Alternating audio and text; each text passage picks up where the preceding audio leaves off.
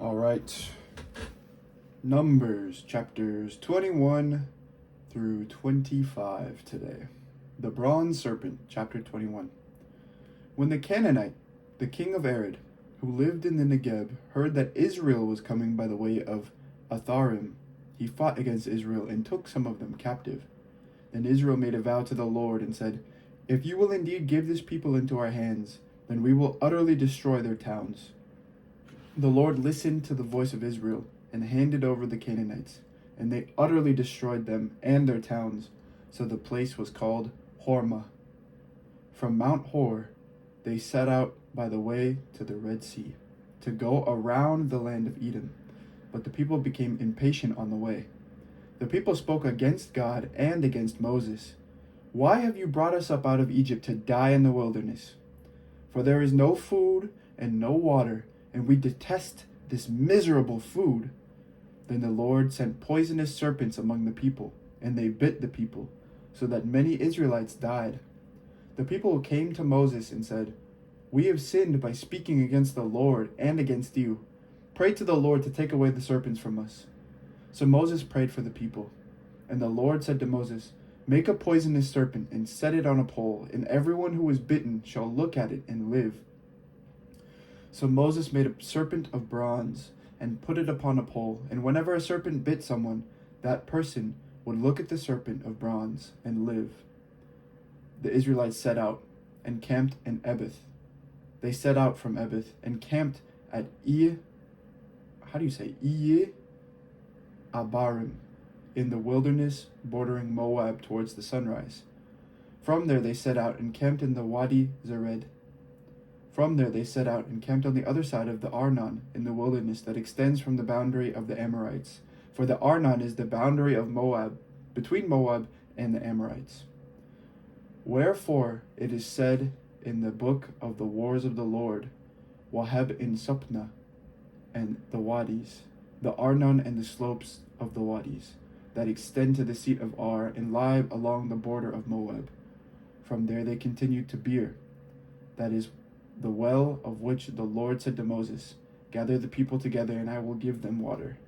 Then Israel sang this song, "Spring up, O well, sing to it, the well that the leaders sank, that the nobles of the people dug, with the scepter, with the staff.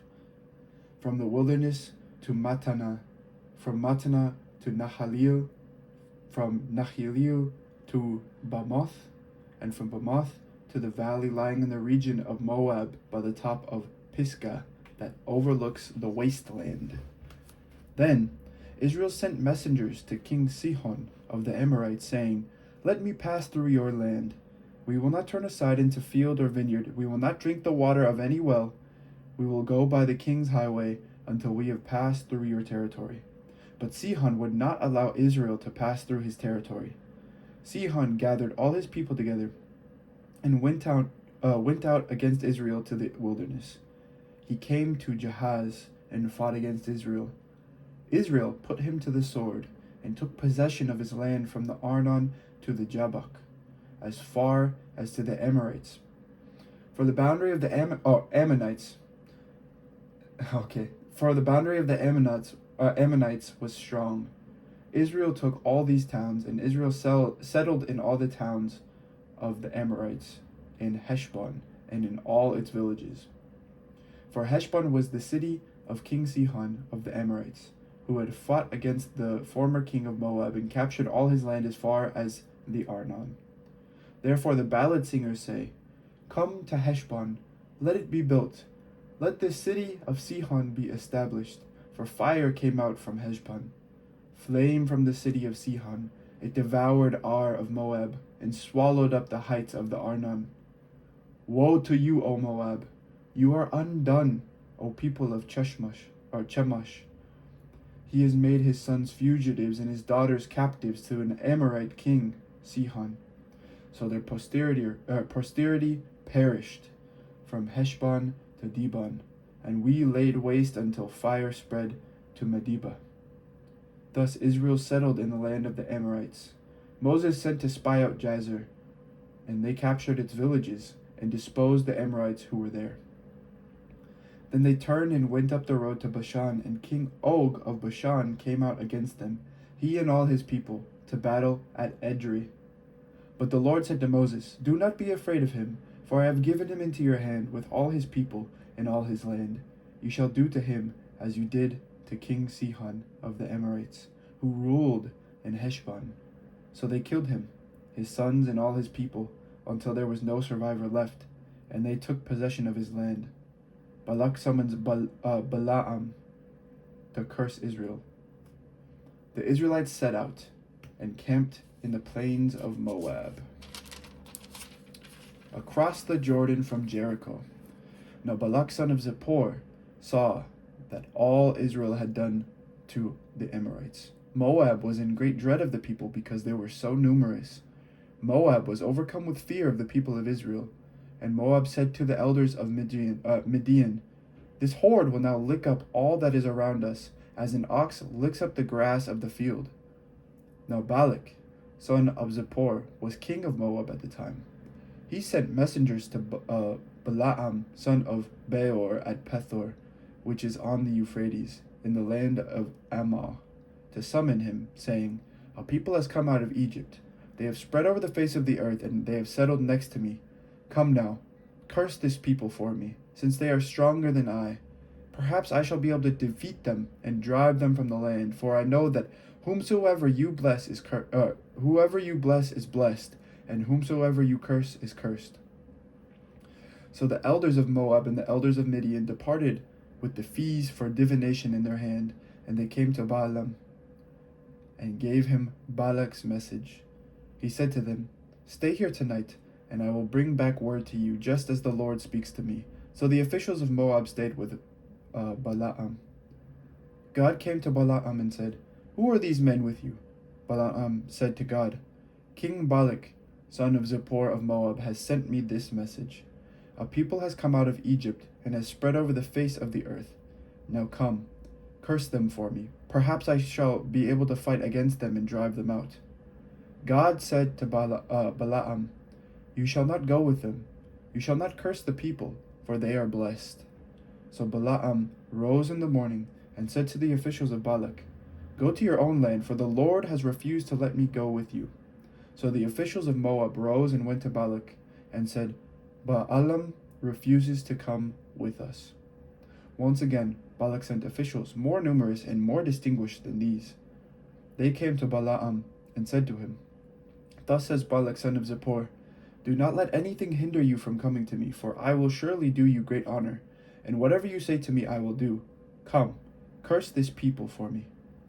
But Balaam replied to the servants of Balak, "Although Balak were to give me his house full of silver and gold, I could not go beyond the command of the Lord my God, to do less or more. You remain here, as the others did, so that I may learn what more the Lord may say to me." That night God came to Balaam and said to him, "If the men have come to summon you, get up and go with them, but only do what I tell you to do." So Balaam got up in the morning, saddled his donkey, and went with the officials of Moab. God's anger was kindled because he was going, and the angel of the Lord took his stand in the road as his adversary. Now, he was riding on the donkey, and his two servants were with him. The donkey saw the angel of the Lord standing in the road with a drawn sword in his hand. So the donkey turned off the road and went into the field, and Balaam struck the donkey to turn it back onto the road. Then the angel of the Lord stood in a narrow path between the vineyards, with a wall on either side. When the donkey saw the angel of the Lord, it scraped against the wall and scraped Balaam's foot against the wall. So he struck it again. Then the angel of the Lord went ahead and stood in a narrow place where there was no way to turn either to the right or to the left. When the donkey saw the angel of the Lord, it lay down under Balaam, and Balaam's anger was kindled. And he struck the donkey with his staff. Then the Lord opened the mouth of the donkey, and it said to Balaam, "What have I done to you, that you have struck me these 3 times?" Balaam said to the donkey, "Because you have made a fool of me. I wish I had a sword in my hand. I would kill you right now." But the donkey said to Balaam, "Am I not your donkey, which you have ridden all your life to this day? Have I been in the habit of treating you in this way?" And he said, "No." That's crazy. He's not just questioning why his donkey's talking to him. Anyway, then the Lord opened the eyes of Balaam, and he saw the angel of the Lord standing in the road with his drawn sword in his hand, and he bowed down, falling on his face. The angel of the Lord said to him, "Why have you struck your donkey these 3 times? I have come out as an adversary because your way is perverse before me. The donkey saw me and turned away from me these 3 times. If it had not turned away from me, surely I would by now have killed you and let it live." Then Balaam said to the angel of the Lord, "I have sinned, for I did not know that you were standing in the road to oppose me. Now therefore, if it is displeasing to you, I will return home." The angel of the Lord said to Balaam, "Go with the men, but speak only what I tell you to speak." So Balaam went on with the officials of Balak. When Balak heard that Balaam had come, he went out to meet him at Ir Moab, on the boundary formed by the Arnon, at the furthest point of the boundary. Balak said to Balaam, "Did I not send to summon you? Why did you not come to me? Am I not able to honor you?" Balaam said to Balak, "I have come to you now, but do I have power to say just anything? The word God puts in my mouth, that is what I must say. Then Balaam went with Balak, and they came to Kiriath Huzoth. Balak sacrificed oxen and sheep and sent them to Balaam and to the officials who were with him. On the next day, Balak took Balaam and brought him up to Bamoth Baal, and from there he could see part of the people of Israel. Chapter 23 now.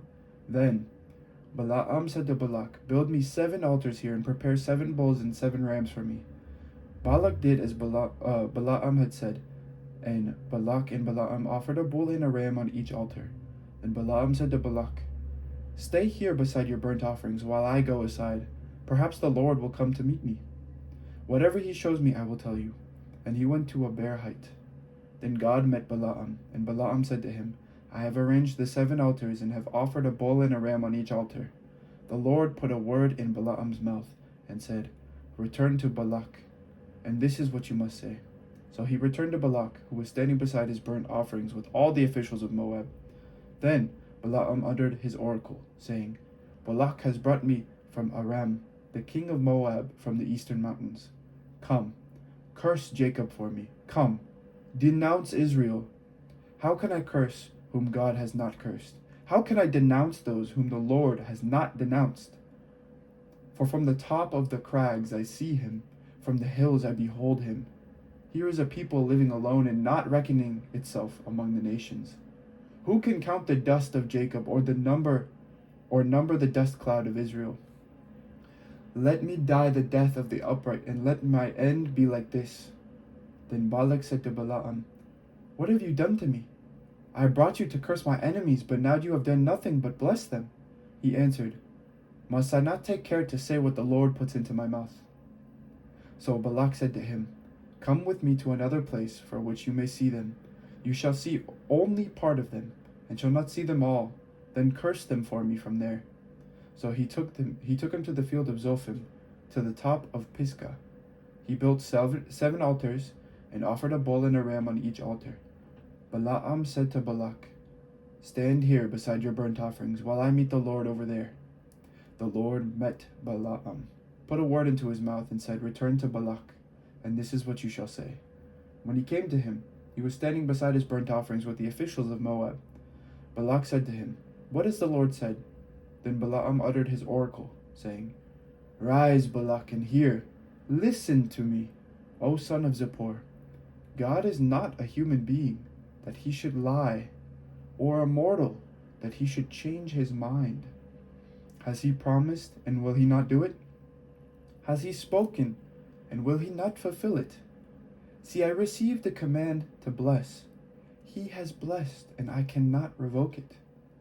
He has not beheld misfortune in Jacob, nor has he seen trouble in Israel. The Lord their God is with them, acclaimed as a king among them. God, who brings them out of Egypt, is like the horns of a wild ox for them. Surely there is no enchantment against Jacob, no divination against Israel. Now it shall be said of Jacob and Israel, see what God has done. Look, a people rising up like a lioness, and rousing itself like a lion. It does not lie down until it has eaten the prey and drunk the blood of the slain. Then Balak said to Balaam, "Do not curse them at all, and do not bless them at all." But Balaam answered Balak, "Did I not tell you, whatever the Lord says, that is what I must do?" So Balak said to Balaam, "Come now, I will take you to another place. Perhaps it will please God that you may curse them for me from there." So Balak took Balaam to the top of Peor, which overlooks the wasteland. Balaam said to Balak, "Build me 7 altars here and prepare 7 bulls and 7 rams for me." So Balak did as Balaam had said, and offered a bull and a ram on each altar. Chapter 24. Balaam's third oracle. Now Balaam saw that it pleased the Lord to bless Israel, so he did not go, at other times, to look for omens, but set his face towards the wilderness. Balaam looked up and saw Israel camping tribe by tribe. Then the Spirit of God came upon him, and he uttered his oracle, saying, "The oracle of Balaam son of Beor, the oracle of the man whose eye is clear, the oracle of one who hears the words of God, who sees the vision of the Almighty, who falls down, but with eyes uncovered. How fair are your tents, O Jacob, your encampments, O Israel, like palm groves that stretch far away, like gardens beside a river, like aloes that the Lord has planted, like cedar trees beside the waters. Water shall flow from his buckets, and his seed shall have abundant water. His king shall be higher than Agag, and his kingdom shall be exalted. God, who brings him out of Egypt, is like the horns of a wild ox for him. He shall devour the nations that are his foes and break their bones. He shall strike with his arrows. He crouched. He lie down like a lion, and like a lioness, who will rouse him up? Blessed is everyone who blesses you, and cursed is everyone who curses you." Then Balak's anger was kindled against Balaam, and he struck his hands together. Balak said to Balaam, "I summoned you to curse my enemies, but instead you have blessed them these 3 times. Now be off with you. Go home. I said, I will reward you richly, but the Lord has denied you any reward." And Balaam said to Balak, "Did I not tell your messengers, whom you sent to me, if Balak should give me his house full of silver and gold, I would not be able to go beyond the word of the Lord, to do either bad or good of my own will, but what the Lord says, that is what I shall say. So now I am going to my people. Let me advise you what this people will do to your people in days to come." Oh, here we go. So he uttered his oracle, his 4th oracle, saying, "The oracle of Balaam son of Beor, the oracle of the man whose eye is clear, the oracle of one who hears the words of God and knows the knowledge of the Most High, who sees the vision of the Almighty, who falls down, but with his eyes uncovered. I see him, but not now. I behold him, but not near. A star shall come out of Jacob, and a scepter shall rise out of Israel. It shall crush the borderlands of Moab and the territory of all the Shethites. Edom will become a possession, Seir a possession of its enemies, while Israel does valiantly. One out of Jacob shall rule and destroy the survivors of Ir." Then he looked on Amalek and uttered his oracle, saying, "First among the nations was Amalek, but its end is to perish forever." Then he looked on the Kenite and uttered his oracle, saying, "Enduring is your dwelling place, and your nest is set in the rock. Yet Cain is destined for burning. How long shall Ashur take you away captive?" And again he uttered his oracle, saying, "Alas, who shall live when God does this? But ships shall come from Kittim, and shall afflict Ashur and Eber, and he shall perish forever." Then Balaam got up and went back to his place, and Balak also went his way. Chapter 25. Worship of Baal of Peor. While Israel was staying at Shittim, the people began to have sexual relations with the women of Moab. These invited the people to the sacrifices of their gods, and the people ate and bowed down to their gods. Thus Israel yoked itself to the Baal of Peor, and the Lord's anger was kindled against Israel. The Lord said to Moses, "Take all the chiefs of the people and impale them in the sun before the Lord, in order that the fierce anger of the Lord may turn away from Israel." And Moses said to the judges of Israel, "Each of you shall kill any of your people who have yoked themselves to the Baal of Peor." Just then one of the Israelites came and brought a Midianite woman into his family, in the sight of Moses and in the sight of the whole congregation of the Israelites, while they were weeping at the entrance of the tent of meeting. When Phinehas, son of Eleazar, son of Aaron, the priest, saw it, he got up and left the congregation. Taking a spear in his hand, he went after the Israelite man into the tent and pierced the two of them, the Israelite and the woman, through the belly. So the plague was stopped among the people of Israel. Nevertheless, those that died by the plague were 24,000. That's a lot of people. The Lord spoke to Moses, saying, "Phinehas, son of Eleazar, son of Aaron the priest, has turned back my wrath from the Israelites by manifesting such zeal among them on my behalf, that in my jealousy I did not consume the Israelites. Therefore say, I hereby grant him my covenant of peace. It shall be for him and for his descendants after him a covenant of perpetual priesthood, because he was zealous for his God and made atonement for the Israelites." The name of the slain Israelite man who was killed with the Midianite woman was Zimri, son of Salu, head of an ancestral house belonging to the Simeonites. The name of the Midianite woman who was killed was Cosbi, daughter of Zur, who was the head of a clan, an ancestral house in Midian. The Lord said to Moses, "Harass the Midianites and defeat them, for they have harassed you by the trickery with which they deceived you in the affair of Peor, and in the affair of Cosbi, the daughter of a leader of Midian, their sister. She was killed on the day of the plague that resulted from Peor." This is the word of the Lord. Thanks be to God. We're getting to the end of Numbers. We have a couple more days left, but thank you to those of you who are sticking around and listening. And God bless. Have an amazing day. Take care.